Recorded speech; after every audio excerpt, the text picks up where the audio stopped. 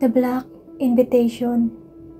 May nagpadala sa bahay ko ng literal na itim na invite. 3 impormasyon lang ang nakapaloob sa imbitasyon. Ang lugar kung saan gaganapin ang judging, ang oras at ang petsa. Siyempre, kung natanggap ko siguro ang invite na ito, 6 na buwan na ang lumipas. Hindi ko siguro ito papansinin at iisipin ko, prank lang ang lahat. Pero naging biktima ng gang rape ang 9-year-old little sister ko. Dinukot siya ng mismong guard ng school kung saan siya nag-aaral bilang grade 3 student. Dinala sa Talahiban at doon ginahasa ng 3 nakakadiri at tarantadong matatandang drug addict. Pagkatapos pinatay nila ang nakababata kong kapatid sa pamamagitan ng pagsakal. Ang mas masakit pa, hindi mahuli-huli ng mga pulis ang mga walang hiyang bumaboy at pumatay kay Hana. Akala ko wala nang pag-asang mabigyan ng hustisya ang nangyari sa baby sister ko. Dahil 6 na buwan nang lumipas, hindi pa rin umuusad ang kaso.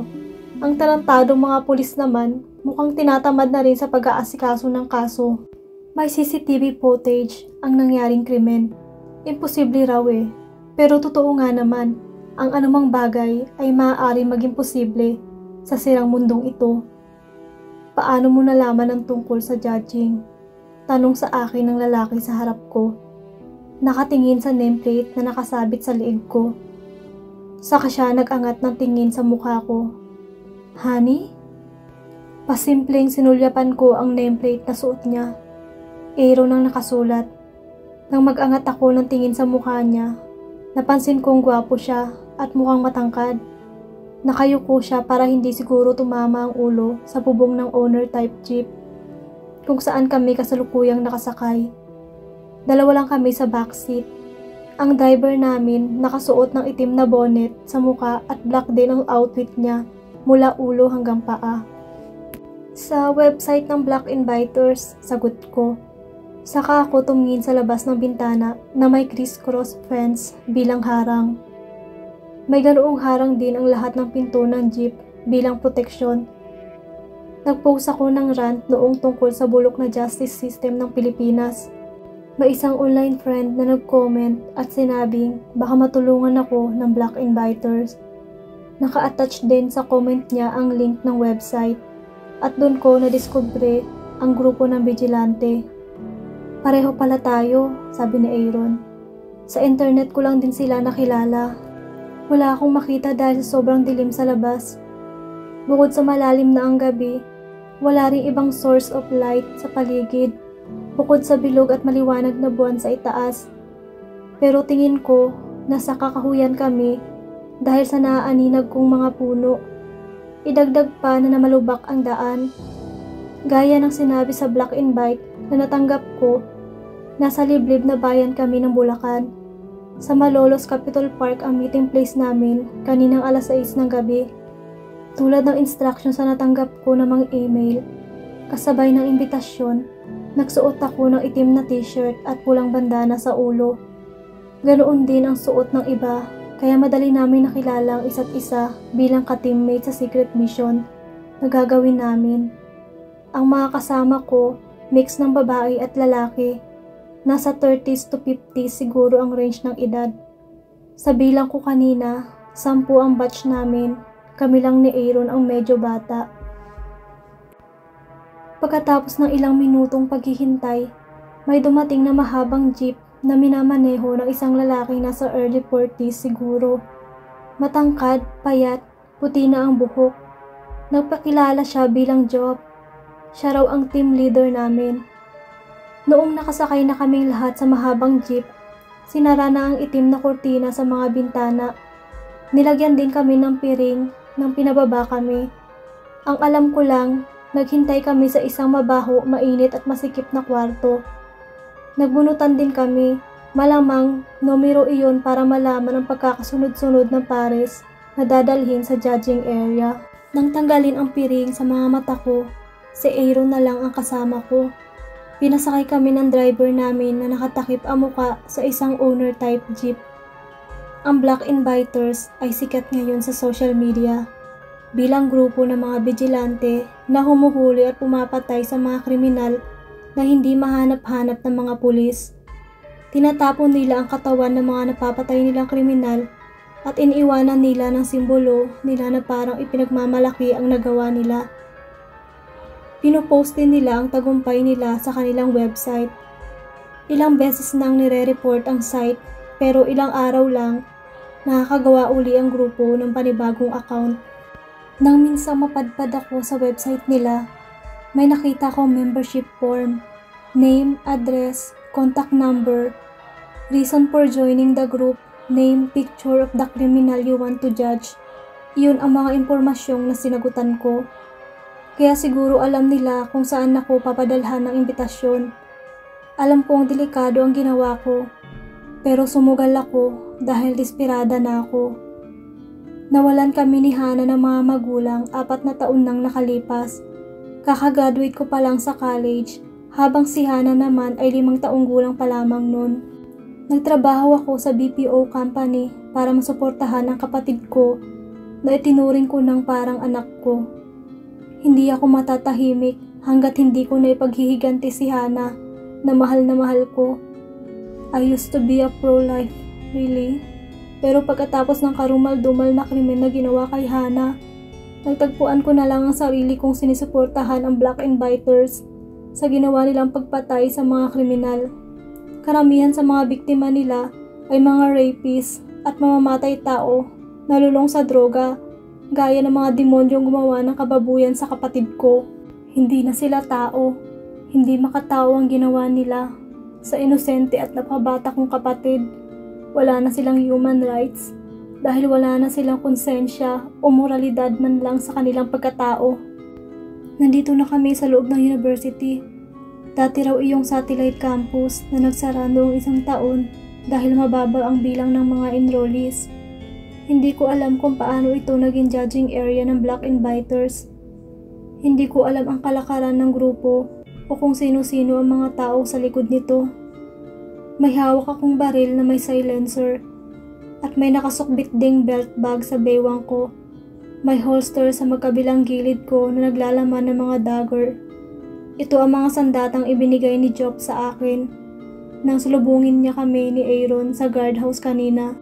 Inangat ko ang panibagong nameplate na sinabit sa akin ni Job kanina. Pero imbis na pangalan, numero ang nakasulat doon, 1993. Naalala ko tuloy ang sinabi sa akin ng team leader bago ako umalis.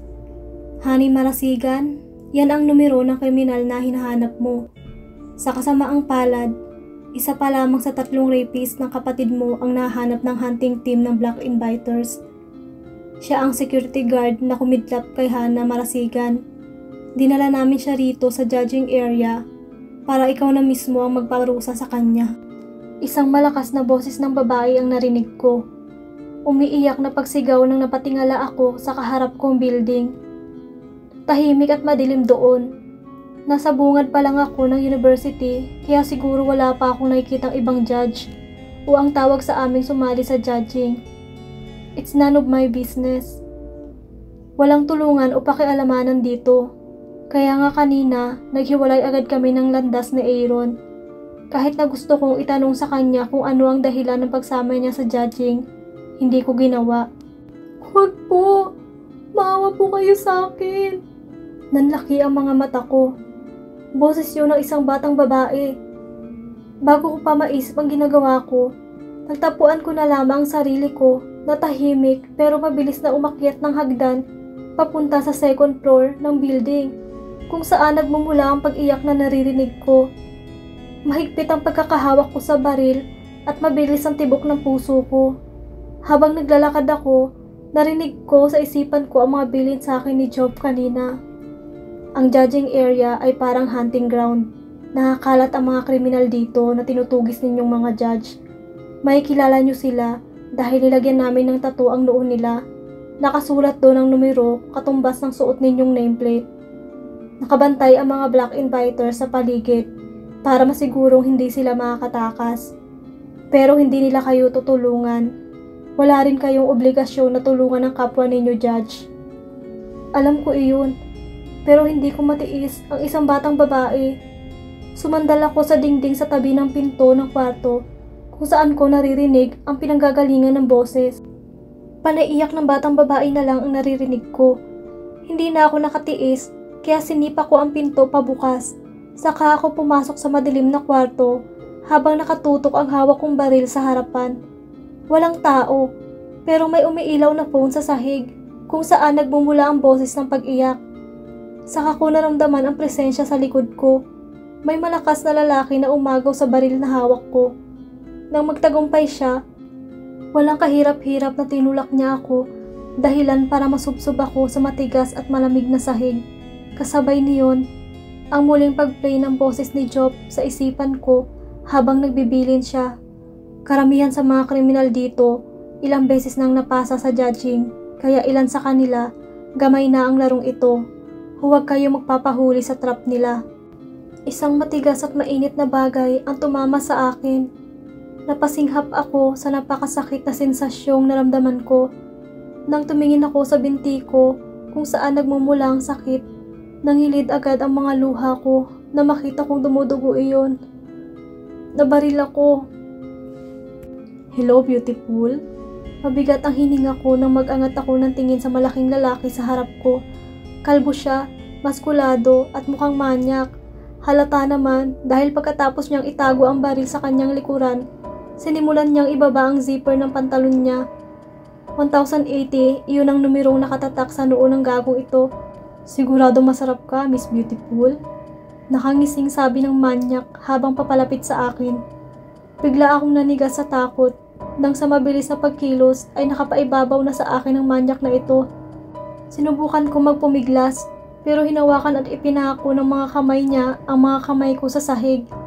Ayoko man pero napaiyak at napasigaw ako dahil sa pinaghalong takot at galit.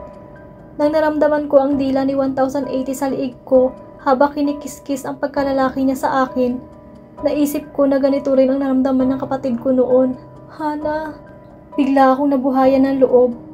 Sumigaw ako ng malakas at kinagat ko ang ulo ni 1080 na napasigaw at humiwalay sa akin. Umangat ang kamay ng kriminal pero bago pa dumapo ang kamao niya sa mukha ko, bigla siyang natigilan. Sa pagkagulat ko, unti-unti siyang bumagsak. Gumulong ako bago pa man ako madaganan ni 1080. Okay ka lang ba, honey? Gulat na nilingon ko ang nagsasalita. Nakita ko si Aaron na nakatayo malapit sa pintuan. Hawak ang baril na malamang ay tumira kay 1080. Anong ginagawa mo dito? Narinig kitang sumigaw. Nung nandito ako sa area na to, hindi kita natiis eh. Imbis na sumagot, binalingan ko si 1080. Napatagilid ang higa sa sahig. May dugo sa bandang dibdib niya. Nandiri ako nang makita ko ang pagkalalaki niya. Ang mas nakakagalit pa, bumababa taas pa ang dibdib ni 1080. Buhay pa siya. Kinuha ko ang dagger ko. Saka ko sumigaw bago itinarak ang punyal sa pagkalalaki niya na napagsinghap sa walang hiya. Paulit-ulit at pinagsasaksak ko ang pagkalalaki niya. Dumugo iyon ng dumugo hanggang sa tumigil na ang paggalaw ng kriminal. Pero hindi ako huminto. Honey, tama na! Awat sa akin ni Aaron. Nang hindi ako tumigil, lumuhod siya sa tabi ko at niyakap ako. Patay na siya. Huwag mo aksayahin ang lakas mo sa ibang kriminal. Natigilan ako. Tama. Si 1993 ang target ko. Napasandal ako sa dibdib ni Aaron, dala ng panghihina. Nawala na ang adrenaline rush na naramdaman ko. Kaya naramdaman ko bigla ang pananakit ng binti ko. Nakakatakot ito. Alam ko, sagot naman ni Aaron. Ang daming kriminal sa paligid. Nakangising umiling ako. Hindi yon. Sinalubong ko ang nagtatakang tingin ni Aaron. Nakapatay ako ng tao, Aaron. Pero wala akong nararamdamang guilt. At gusto ko pang pumatay ng madaming kriminal.